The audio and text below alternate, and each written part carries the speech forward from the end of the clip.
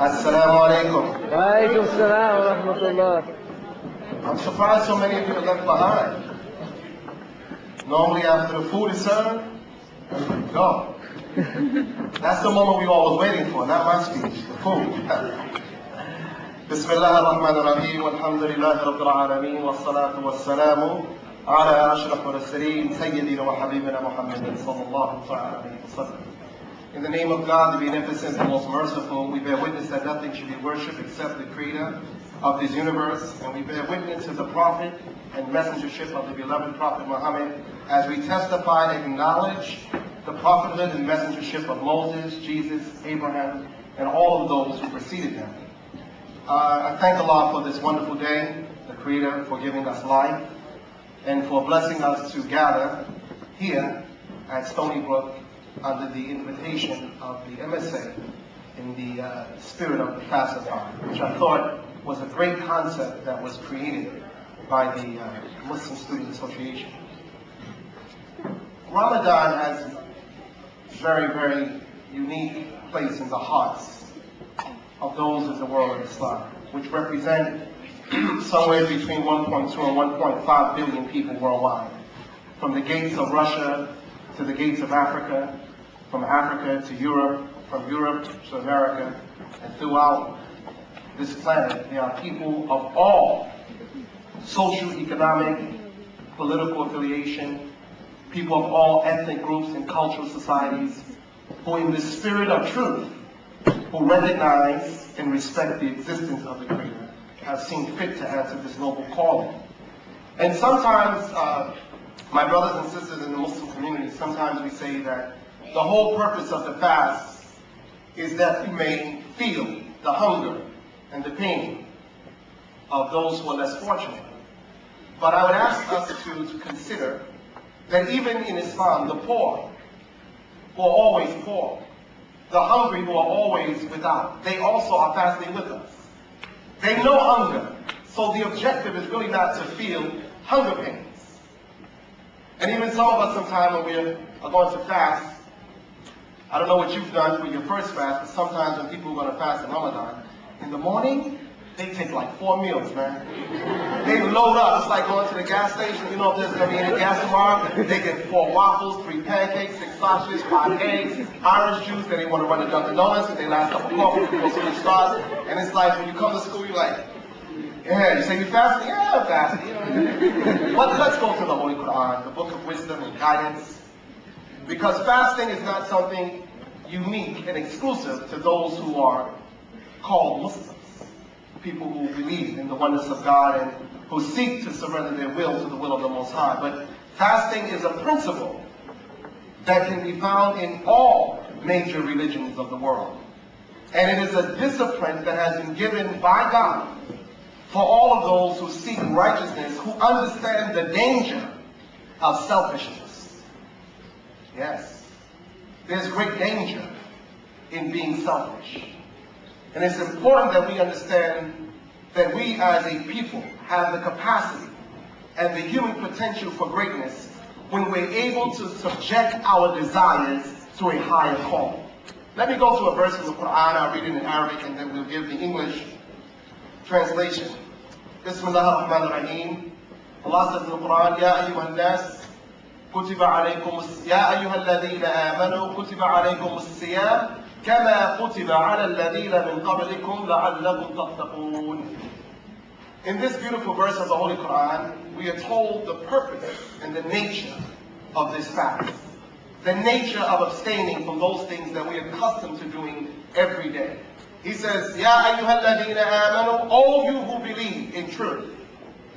Verily this fast has been prescribed for you, divinely ordained, as it was ordained for those before you. Why? لَعَلَّكُمْ تَتَّقُونَ. That you may develop a level of consciousness that reflects a sense of purpose of your life as it relates to the divine being. Now I want you to think for a moment.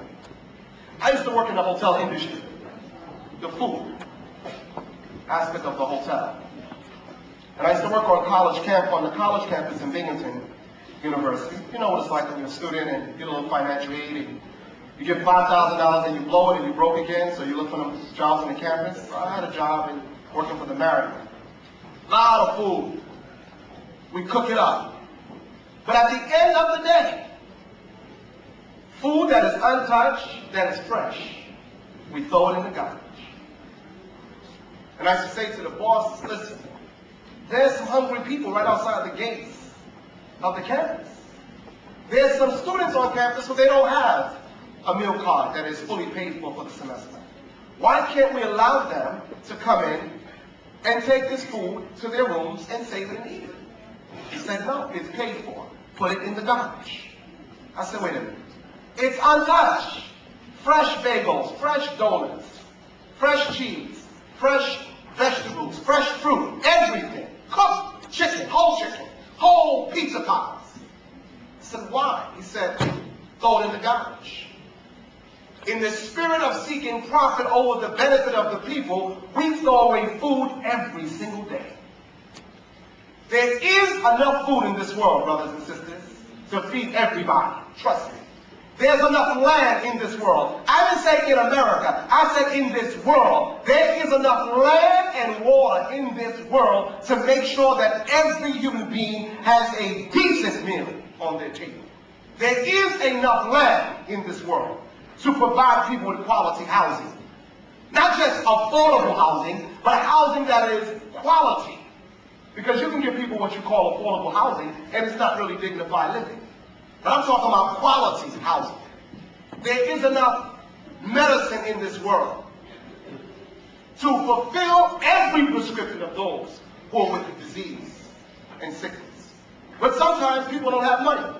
I'm amazed sometimes when senior citizens who have served their countries so well that now they are old and they've worked for 30 and 40 years, that they are frightened at times because something as simple as a pill that is vital to their health, if they cannot afford it, they are left to die, simply because no one seems to care.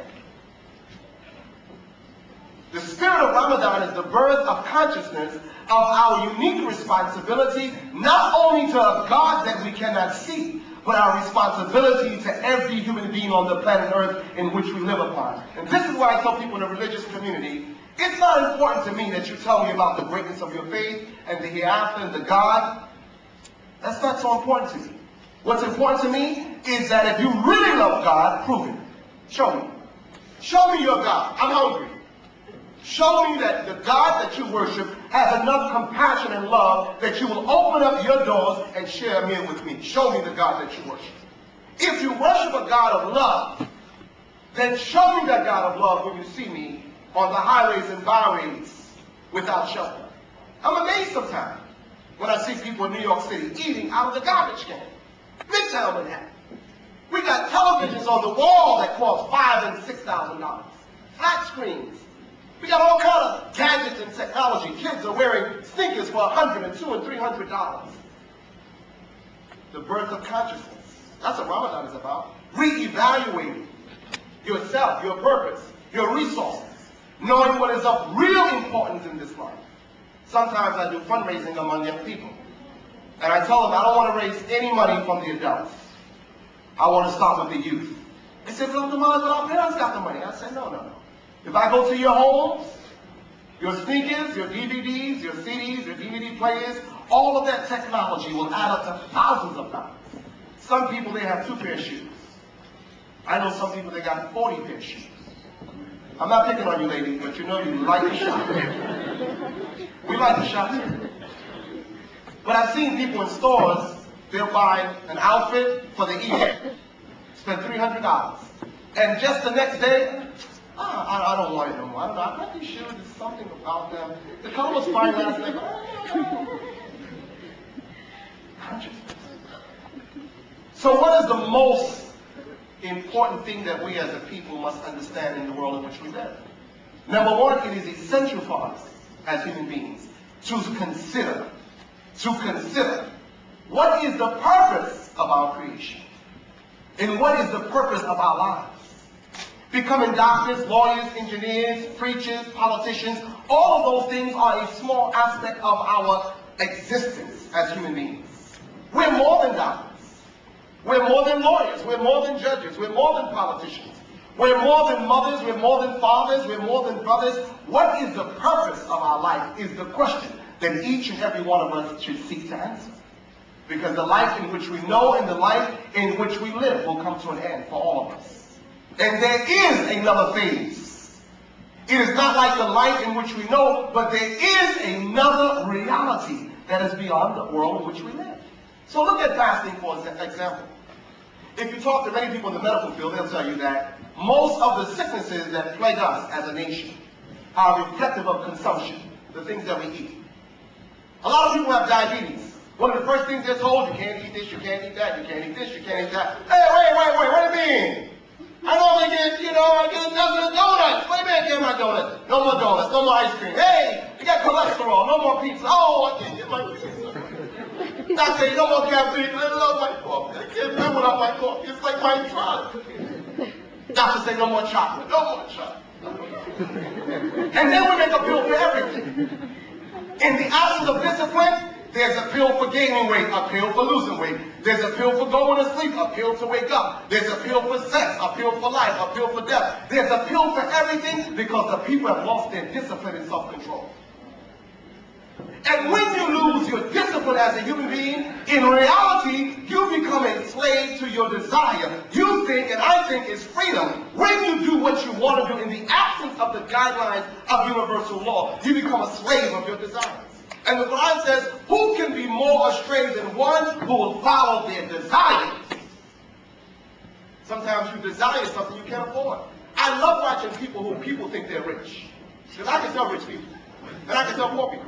Poor people, they give the appearance of wealth. They have cars they can't afford.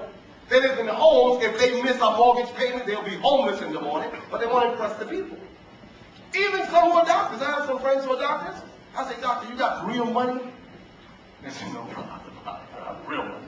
Can you write a real check, doc, for like $50,000? Can you go buy that car cash? No, payments. Credit cards. You get a $2,000 credit card as a student. Right then and there, you're in the shopping mall. There are institutions in the world today, they know the psychology of college students, and they're betting on your success because you will be in debt to them. They're going to give you a credit card, $2,000. And some of us as students, we get excited. Guess what? I got a credit card. Me, no job, no money. I got credit. I want you to ask yourself a question. Why would somebody give you a credit card knowing you have no money, no job? You don't have anything, but because they understand the power of debt. That once they can get you in debt and you have the potential to become a success, you'll graduate and have $40,000 in debt. Why? No discipline. Discipline. Most people, brothers and sisters, get in trouble because they have no discipline. They have no control over their desires. If you have the opportunity, I can guarantee that most people are destroyed in life when they are dealing in the area of self-destruction in two areas. By the things they consume and by what comes out of their mouth. Meaning you can destroy your own future by saying the wrong thing because you desire to speak that which is inappropriate at a time. Wisdom is important to have. In the absence of wisdom, just having knowledge can make you a fool. But the Quran says there is a moment of consciousness. My sister spoke about a verse in the Holy Quran, which she recited in English. I will take this opportunity to recite it to you in Arabic, which is the mother tongue of the Quranic revelation. But Allah subhanahu wa ta'ala says something so beautiful in the Quran, which is reflective in this gathering tonight. He says, Ya ayyuhan nas, Bismillah ar-Rahman ar-Rahim, Ya ayyuhan nas, inna khalaqnakum min dhakarin wa untha, وَجَعَلْنَاكُمْ شُعُوبًا وَقَبَائِلَ لِتَعَارَفُوا إِنَّ أَكْرَمَكُمْ عِنْدَ اللَّهِ أَتْقَاكُمْ. God says, oh people, those who are with consciousness, because I'll try to point out something called deceptive intelligence in a moment so you can understand that you can lose consciousness and be among the living dead and still not know your reality. But Allah says in the Quran, Ya ayyuhan nas, people, all people, Inna khalaqnakum min dhakarin wa untha. With the exception of Adam and the birth of Jesus and that of Eve. These three with the exception, he says, Ya ayyuhan nas, inna khalaqnakum min dhakarin wa untha. With certainty I have created each and every one of you from male and female, that through the unification of your fathers and mothers, a life was produced by God's permission. He says, I have made you into nations and into tribes. Why? Some are black, some are white, some are Arabs, some are Jews, some are light, some are dark, some have blue eyes, some have blonde eyes, or blue eyes and green eyes, and some have black hair and blonde hair. We have all different shapes in the world today. He said, I made you into nations and into tribes, that you may know yourself, consciousness. Lita'arafu, that you may know yourselves and get to know one another. Here the emphasis is on knowledge. He says, know that the best of you in the sight of the Creator is not the black or the white, the rich or the poor, the male or the female, the Arab or the non-Arab, the Jew or the Gentile, the Baptist or the Methodist. He says the best of you in the eyes of the Most High is he or she who is most righteous. Now why do I say that? Go back to design. In the Holy Quranic teachings, when God created Adam, he made Adam from the dust. But before Adam's creation, there were many other creatures on the planet, or in the world as we know it. And amongst the angels was one named Iblis, or we refer to him sometimes as Shaitan. And the Quran says we ordered the angels to bow down to Adam, to show reverence and respect for this creature of great nobility. And all of the angels paid homage to Adam.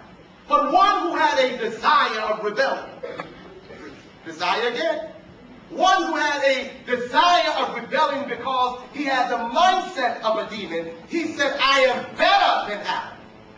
I ain't going to bow down to that man. He's dust. You made me from fire. I'm better. How many people today, their hearts are filled with arrogance and they look down on fallen humanity?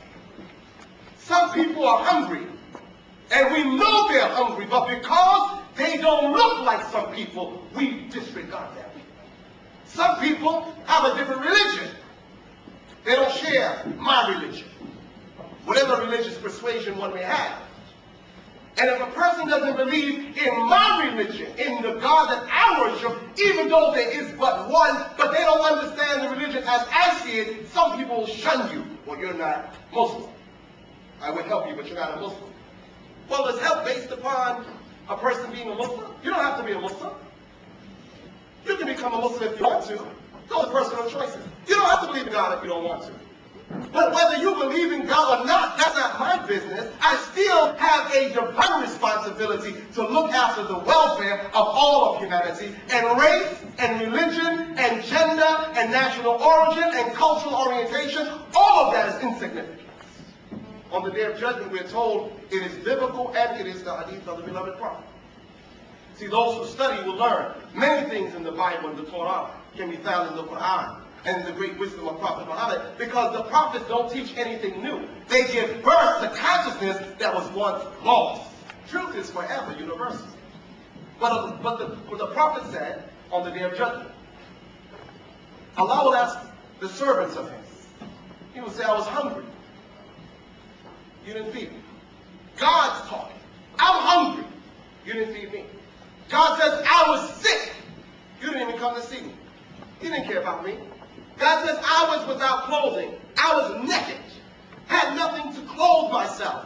You didn't care for me. And here, the questioning is an implication from God himself that you had the ability to do something about it. Because God won't ask you about something that you couldn't do. That's what the Quran says, La yukallifu Allahu nafsan illa wus'aha. God never placed a responsibility on the soul greater than it can bear. All of you who fast today, you can do it. Not just one day, you can do it for the entire month of Ramadan. Some people say, I will become Muslim, but I can't fast. Yes, you can. See, the devil tells you you can't desire, you can't suspend your desires. The devil says you can't have discipline. The devil says you can't have control. The devil wants you to be totally out of control so you will lose your purpose. But on the day of judgment, God says, you didn't do these things for me. And the servants, they say, God, how could we feed you? You don't become hungry. How could we clothe you? You're never naked. How can we visit you? You're never sick. He said it is unto these, my servants, you did not do these things. You didn't take care of my people. So today when I see so many of you students who represent different religions, different national communities, different ethnicities, different cultural orientation. It is a sign that irrespective of what is going on today in the world of politics, it is a sign that the people, they hunger for an understanding of truth, and they have a desire to respect that which they do not know, which is a sign of what? Consciousness. That on the little island alone in the world in which I live, my world is not reflective of all other people's lifetime experience and their own perception of world religion. That I have a small perspective of truth. Because the Quran says, وَمَا أُوتِيتُم مِّنَ الْعِلْمِ إِلَّا قَلِيلٌ, that you have not been given knowledge except but a little. But here, as I conclude, I want to talk about deceptive intelligence for a moment. When we were children, 5 and 6 years old, and mommy said, now listen, this is your last cookie. Don't touch no more. Say, okay, mommy. And then we see where mommy's going. Daddy went to work, mommy's in her room. Mommy, you want me to massage your head? You want to make sure she's asleep. Uh-huh. You go in there, you massage her head, she fall out, and you look over her shoulder, there go the cookies right there. I gotta make sure mommy sleep first. Mommy, oh, I'm sleeping. Mommy, I'm sleeping. Mommy, I'm sleeping. You go get that cookie. Take that cookie out. And you go in the back room or in the bathroom. Most of the time you go to the bathroom, cut the water on. You eat that cookie. Now, how do you know at 5 years old that you should be hiding? You don't got no, you're not reading the Quran, you're not reading the Bible, you're not reading the Torah. How do you know that what you're doing is contrary to what your instructions were? Because in each and every one of us as human beings, there is a natural voice of truth if we will just become conscious enough to listen. See, the voice of truth will not let you hate a Muslim because they're a Muslim. The voice of truth will not let you hate a Jew because they're a Jew. The voice of truth will not let you hate a black person because they're black, or hate a white man because he's white. The voice of truth will not allow you to hate and disrespect women because she's a woman, because in the Quranic revelation, the first verse ever revealed in the history of Islam deals exclusively with the woman. Some of us say it deals with reading, but look at the text. اقرأ باسم ربك الذي خلق. Read in the name of the Lord, of your Lord, who has created the human being from a congealed clot of blood that is formed in the uterus of your mother, that is a product of fertilization through the unification of the egg and the sperm of the male and female. And through that process, he says, he has taught the human being with the use of the pen that which they knew not. A conscious Muslim man would never disrespect a woman. His mother is a woman. His grandmother is a woman. His wife is a woman. And those who sacrificed the most in the beginning of the rise of Islam, the first believer in the beloved prophet was a woman. If you love Jesus, you couldn't oppress women. If you love Moses, you could not oppress women. But if we live a life of deceptive intelligence, which means what? You rationalize wrong and you make it right. Like on the exam. You know you're not supposed to cheat. Like, look, if I don't cheat, my friends are going to graduate without me. My parents are going to kill me because they done took out so many loans to pay for some of this education. And I'm going to be embarrassed. So you justify, well, it's only one time. And God, you're forgiving that for, right? Good, let me cheat. No, that's what you call deceptive intelligence. You rationalize your wrong. People rationalize killing. People rationalize hatred, jealousy, envy. So as a people of consciousness, we must learn to starve the desires of the flesh. The Bible has a beautiful quotation. It says, we fight not against flesh and blood, but against principalities and rulers in high places. The highest ruler that sits in the highest of all places is the devil when he's sitting in your mind. When everything you know you shouldn't do, you do because he is playing on desires. And for those of you who are marketing majors, you know, the number one thing you appeal to people is not intelligence. You appeal to their desire. You can make people buy things they don't even want. You can. You want to make a guy buy a nice car? You want to make a guy buy a nice car? Put a pretty woman right there to advertise a bulletin board. Let her sit in the car like, you got this car? You get a woman like me. No, because as men, that's what we do, ladies. Honestly. Everything that men strive for in reality, the objective is to attract the right woman. Guys get their hair, you know, I don't have none, but guys go in the bathroom, they get their hair, they slick it up. You should, you know, sometimes, ladies, I'm gonna come to you in a minute. But the guys fix their shirt, high look. Give me some white, give me some spray. Desire. Ladies, you know what I'm talking about. Y'all got the vanity table. Lipstick, makeup, earrings. Sometimes women change their earrings 20 times before they can walk out the house. How does this look? Oh, no. That one looks pretty. Oh, no. But this one, oh, desire. We love attention, all of us. But the birth of consciousness is important. And as we sit in this great institution, we should consider those who can't come. There's some kids who are talented, but they don't have money for tuition. You should care for them. There's some kids who they can find money for tuition, but they just won't have money for books. You should care for them. There's some women today in this city who are mothers of 5 and 6 children who have been neglected and abused by men or a man in their lives whom they love.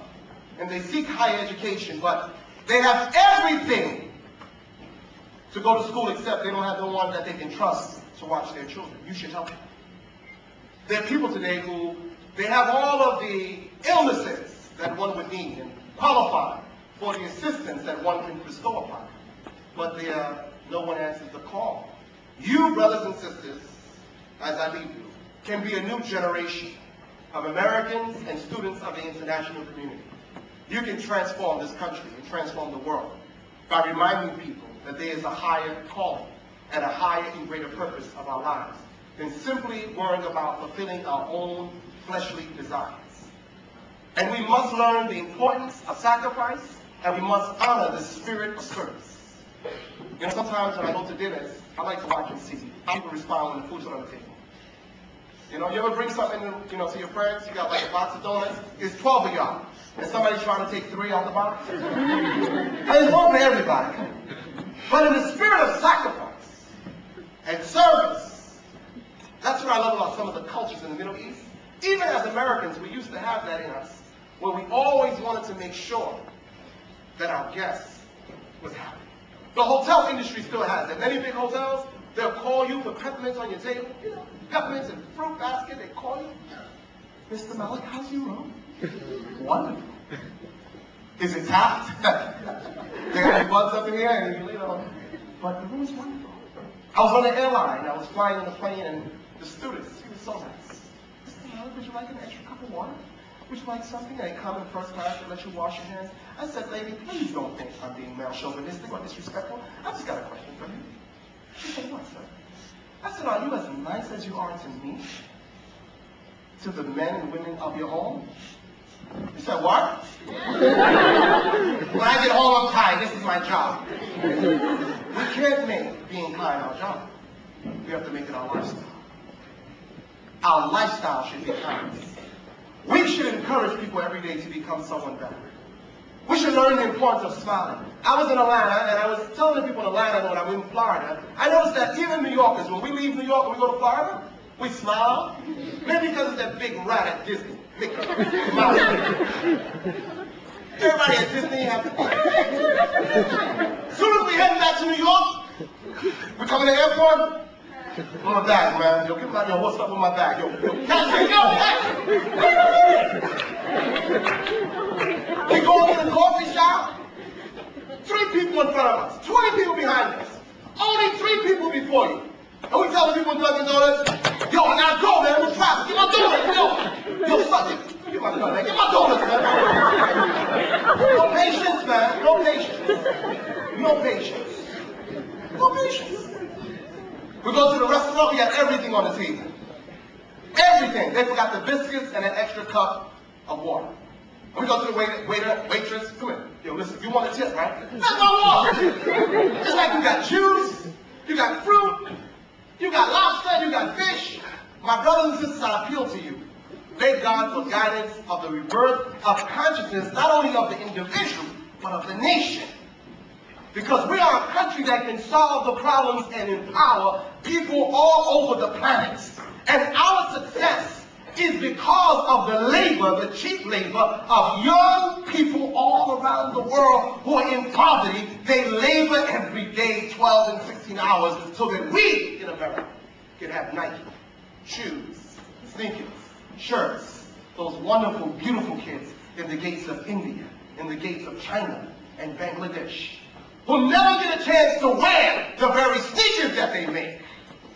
That is amazing, that you can make billions of dollars in sneakers and sit there and sew and have the pain of poverty and those who exploit you because they have no desire and respect for life in all of its forms. They can take advantage of those who have nothing. We have to change that. People say to me, one person can't change the world. Yes, one person can change the world. You can change it for good or you can change it for evil. We can make this world a better place. And you are the future leaders of this generation. So I say to you, may God bless all of you, and may you be inspired to do your best and to be your best. And remember, learn to help somebody. May Allah bless you. Thank you very much. Assalamu alaikum.